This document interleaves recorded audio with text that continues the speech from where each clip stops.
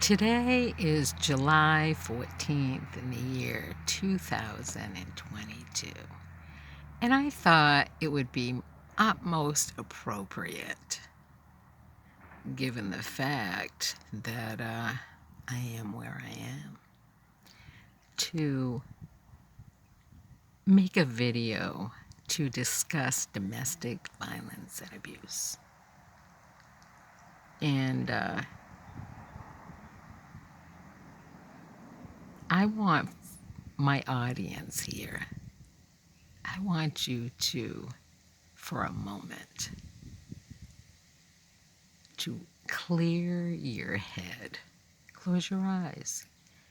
And I want you to remove any thoughts previously implanted in your head about domestic violence and abuse. And I want you to just let it go, okay? Because I'm going to tell you how this all works. And so, while you have your eyes closed, I want you to visualize yourself as not yourself, but you are a soccer ball. You're a soccer ball on the ground. And there are people on both sides of you. They're opposing teams, different teams, okay? But for the most part, they all work together, all right? You are the soccer ball. Repeat it over and over again. You're the soccer ball. Both sides have one objective, and that is to kick the ball in the goal, in the net, to score a goal, okay? That's their only objective. And the one side, the group of people, those people highly support your abuser. Those are the people that he is closest to, his friends, his family, the people he has convinced along the way that you are mental because you see yourself as a soccer ball.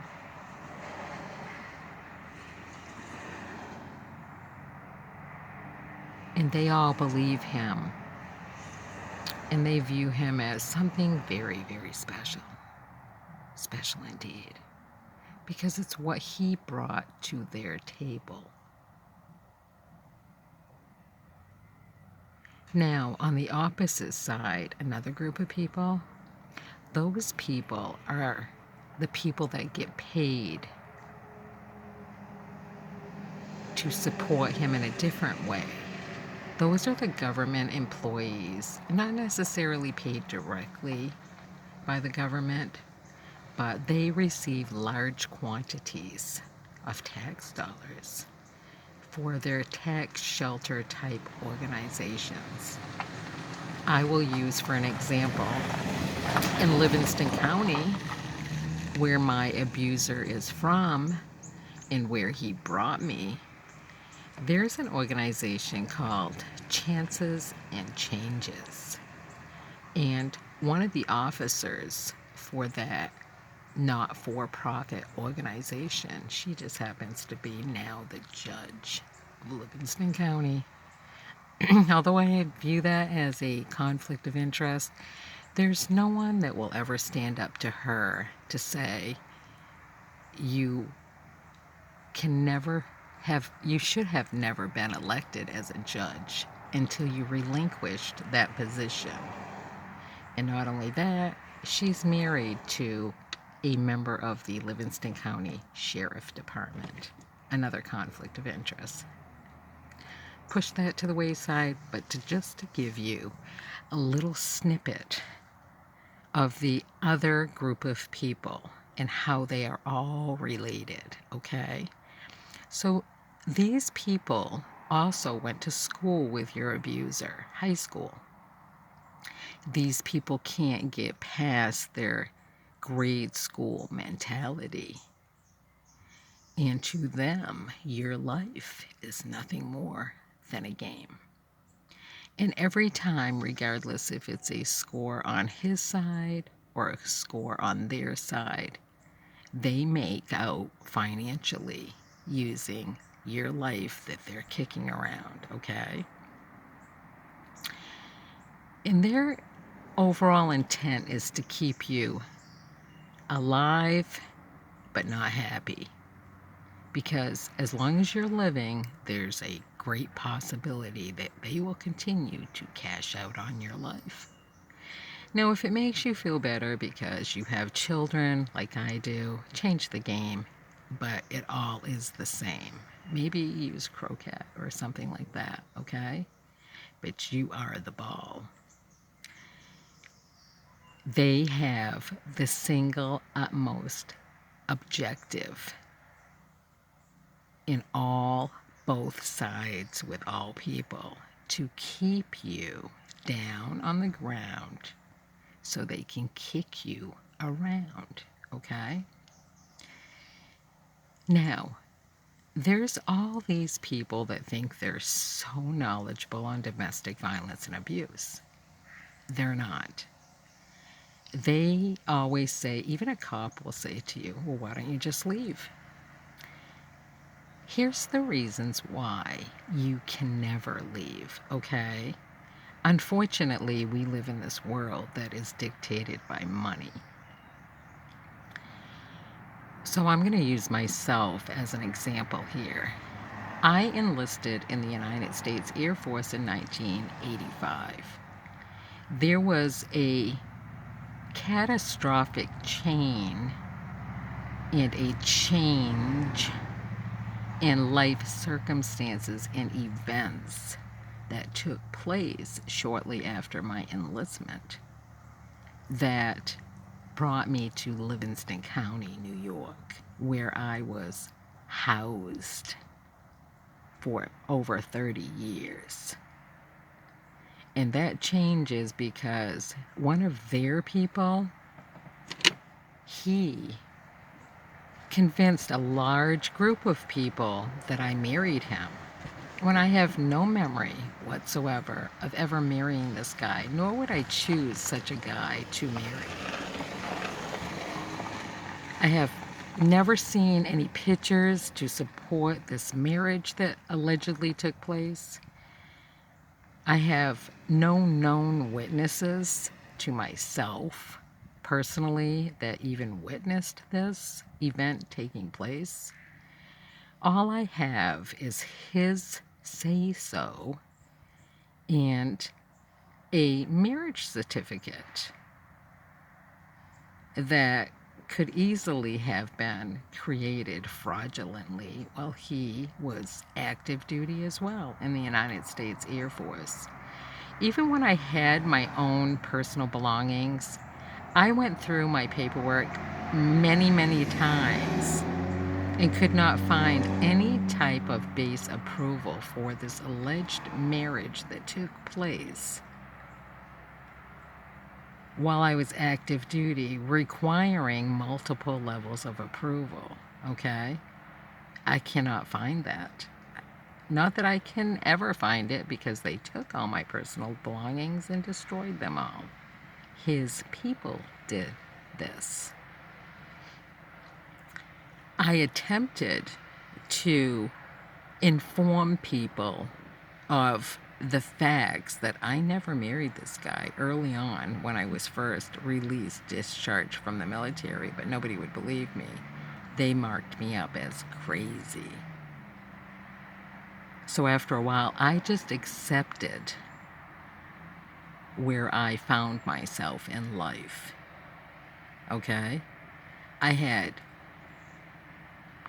By the time I realized what was going on, I had 2 children. And their lives were more important to me than being married or not married. So for 17 years, I was the breadwinner. And I worked nonstop to provide. He rarely ever worked, and when he did work, the money did not come through to help support the household. On occasion, he would contribute. We had separate checking accounts, and I made sure there was a roof over our heads. There was food on the table. My kids were clothed, fed, and had basic amenities. And any extras, I went out there and worked for it. I paid his cousins to babysit for my kids.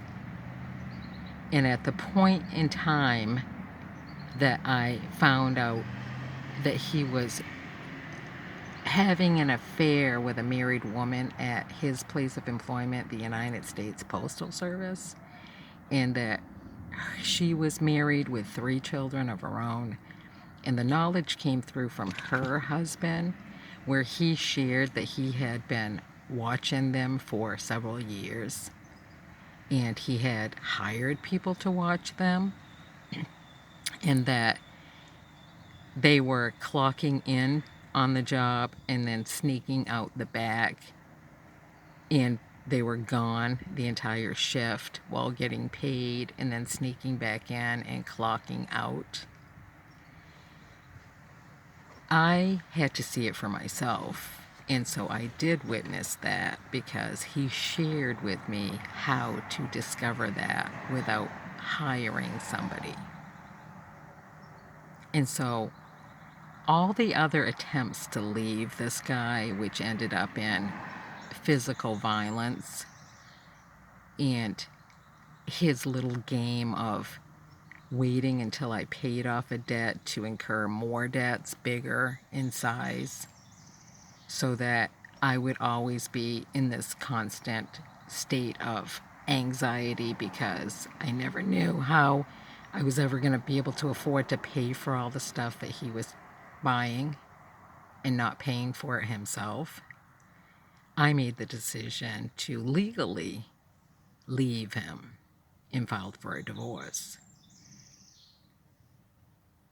Just to show you how his friends in the court system handled that part of their soccer game, is that they pushed all the debt onto me to make me pay, because that is their overall goal and objective with anyone that is a victim of domestic violence and abuse. You must pay.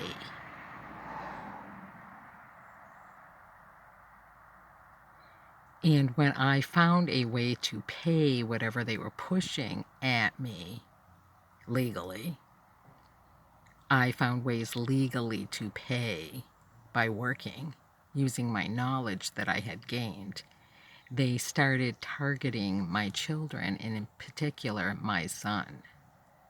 Now, to reinforce the game that they were playing, let me tell you, there's a lot of stuff I could tell you, but just to make it all sink in, crystal clear for all of you. The timeline, 17 years putting up with his never-ending bullshit, finally thinking I'm on my way out and I can finally get rid of this piece of shit that's been dragging me down all these years. And then it's 15 years after the fact. 2019 minus 2004, that's 15 years. 15 years later, after I had already built up creditworthiness, found ways to self-sustain, earning my own income, had already built a business for myself, I ended up on the streets. They took everything. They overloaded me with all the debt.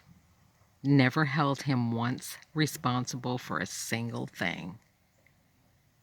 They allowed him to,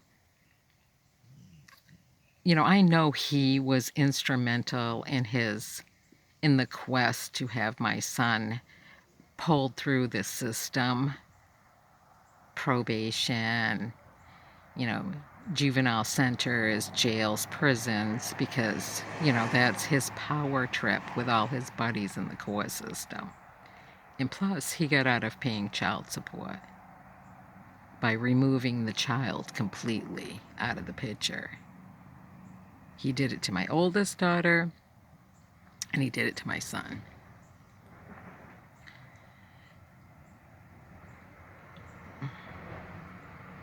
The 15,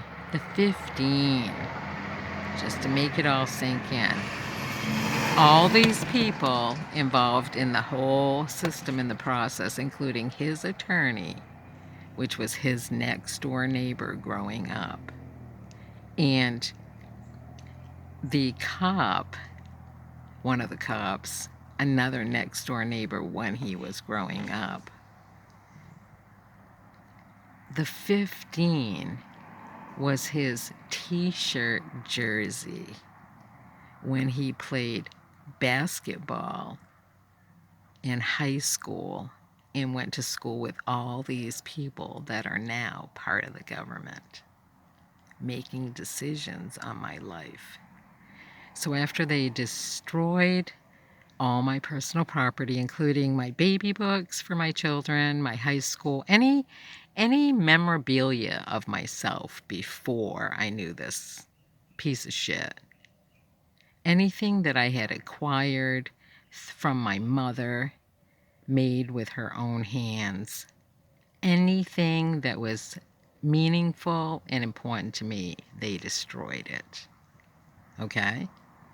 Then they did the same thing to my oldest daughter.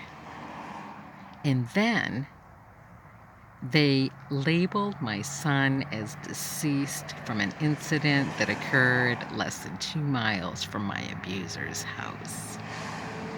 And the people conducting the investigation on this incident work for the police.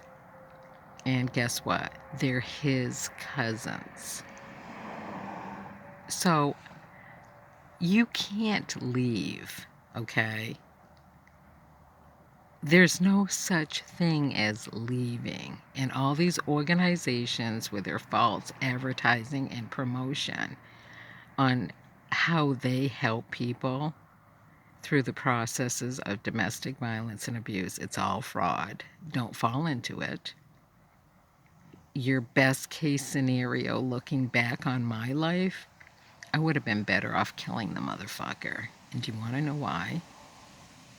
Because I will always refer back to Jojo Garcia. Because his girlfriend killed him in Livingston County, and she got 6 months. The new standard for murder in instances involving domestic violence and abuse, it's 6 months. You are better off to kill than to have 6 months. Ain't nothing compared to the 30-something years of abuse that I've been put through. Now living on the streets, and I have nothing left meaningful from my life. 6 months ain't nothing. You are better off killing the motherfuckers, serving your 6 months, and picking your life up and just moving on.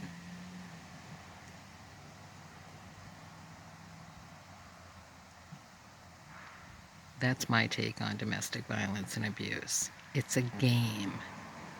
It takes a community, a village of tweaked out motherfuckers to pull it all off. And all you taxpayers are supporting and sponsoring all this shit. But it's a game. And all you have to do is look for the signs that show it's a game. His jersey's number 15. They put me and my kids through hell for 15 years when we were trying to escape domestic violence and abuse. And then their grand finale, if you will, labeling my son up dead, bypassing me on any decisions related to his death, passing that off to the postal worker female, and she got to assume the position of the mother in that situation. I was not invited to any funeral services or arrangements. No decisions were, I was not included in any of these decisions. I'm kind of glad I wasn't, because I know it's all fraud, and they cashed out big time on insurance policies and stuff. And that's the reason why, for the grand finale, to show their strength and how they can support the abuser. You are a ball on a soccer field being kicked around, and all these people are making all kinds of money off you. You are better off getting a copy of the domestic violence case associated with Joseph Garcia out of Livingston County, New York, holding that somewhere on the sideline, where you know you're only going to have to do 6 months for murder and kill the motherfuckers. Do your time, 6 months, pick up your life, and move on. What do you want to do? Go through 30-something years of abuse like I have, me and my kids? Kill the motherfuckers. 6 months. That's it. Good luck.